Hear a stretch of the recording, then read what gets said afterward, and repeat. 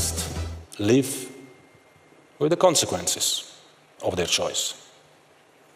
They are responsible for their choice. That you can show me my angle, and I go, yeah, I thought that. Then you can show me a different angle, and I go, I wasn't aware of that. If I had to put a pin on the pitch to where I'd want to be for that decision, it'd be exactly where the referee was. He got everything. And then what stunned me is that they showed him the same angle, didn't it? One man's opinion was a foul, one man's wasn't. And in the end, they sided whether one. If you'd have been sent to the monitor there and you were the referee on the pitch and you saw that again, would you have changed your mind? Based on what you showed on the screen, I can't see what changed. I suppose it just puts an element of doubt in your mind, doesn't it? So I suppose as a referee, you've seen it and you've gone, no, definitely not a foul. But then when someone tells you that it is, it's maybe quite difficult to do that. And I think so. That's why the goalkeeper on the ground played such an important factor in this decision process. Yeah. The referee wasn't. And if you watch it, the referee watched it for a long time. But we can talk all day about it. But it's about where do we go from here? How do we make sure we're not in that position, but we're in that position? That's what this week will bring. I just want to get it clarified. Okay. Yes, should have stood. 100% should have stood. Some news coming into us now. Sky Sports News understands the VAR, who controversially reviewed the late penalty game against PSG, has been replaced for a game tonight.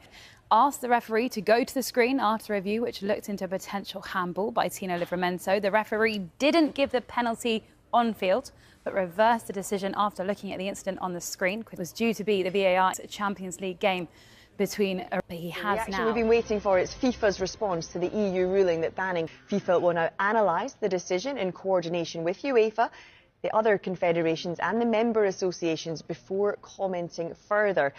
Last topic I want to mention, we had to suspend both for government interference in the activities of the football association. So these associations are suspended from all footballing activities with immediate effect. They know what needs to be done for them to be readmitted. Right, some breaking news just into us. We told you yesterday that UEFA had suspended referees in the last few minutes.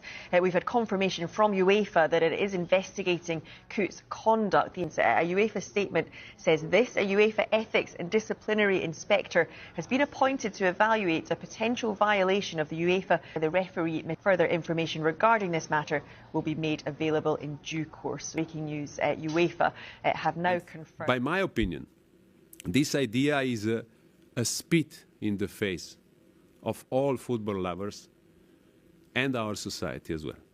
So we will not allow them to take it away from us. But shouldn't the assistant, again, I think it's Lee Betts this time, be saying that's not the right line? Well, in an ideal world, yes. But obviously, whether the referee's dominated it and said, you know, this is it, I'm happy with this. Judgment goes on and they are locked in on. It's one of those things, decisions like this where, as Dermot said, it is human error, a clear, obvious human error where people will think, do you know what, we'll just take a couple of poor decisions on field. We looked at offsides and we said, well, it's OK because we get offsides, they're either right or wrong. So yes, it's human error, and of course we all make mistakes. But again, you made a brilliant point about the Arsenal error. So it's huge for that football club. So they need to be right. Because it's subjective, it needs to be right. And when you talk about training and making sure this doesn't happen again, you sort of feel like you can't really do a lot to train that. It's a pretty obvious, basic thing to get wrong, isn't it? I think it's a mental thing, Rob. You know, you've got to instill in him that it's almost like, I don't want to push it too far. For what I said earlier, I don't want to repeat myself, but it is. And so I think the thing you've got to get into him mentally is, irrespective of how long it's going to take, you've got to go right the way through. What if one decision changed the entire outcome of the Champions League final? Football fans around the world are furious after a controversial VR incident involving Arsenal sparked massive debate online.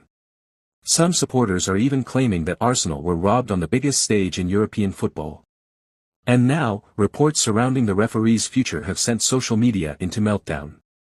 Let's break down everything that happened. The controversy began during a crucial moment in the Champions League final when Arsenal players appealed for what many believed was a clear foul inside the penalty area. Despite protests from the players, the referee allowed play to continue. Fans immediately expected VAR to intervene. However, after a brief review, no penalty was awarded. The decision left Arsenal players visibly frustrated, while supporters flooded social media demanding answers. Within minutes, clips of the incident went viral across X, Facebook, Instagram, and YouTube. Football pundits also weighed in, with many questioning whether the VR team had properly reviewed the incident. Some experts argued that there was enough contact to justify a penalty, while others believed the referee made the correct call. Regardless of opinion, one thing became clear: the decision completely dominated the conversation after the match. Arsenal supporters were quick to express their anger.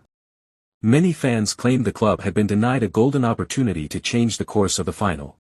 The hashtag demanding accountability from UEFA quickly began trending online. Meanwhile, rival supporters argued that controversial decisions are simply part of football and that Arsenal should have done more throughout the game. The debate continues to divide fans worldwide. As pressure mounted, speculation about possible consequences for the match officials began circulating online, adding even more fuel to an already explosive story. So, was Arsenal truly robbed? Was this another example of VR failing on football's biggest stage? Or did the officials get the decision right under immense pressure? Whatever your opinion, this incident will be remembered as one of the most talked about moments of the season. Drop your thoughts in the comments below. Do you think Arsenal deserved the penalty? Don't forget to like, subscribe, and turn on notifications for more football news and breaking updates. Thanks for watching.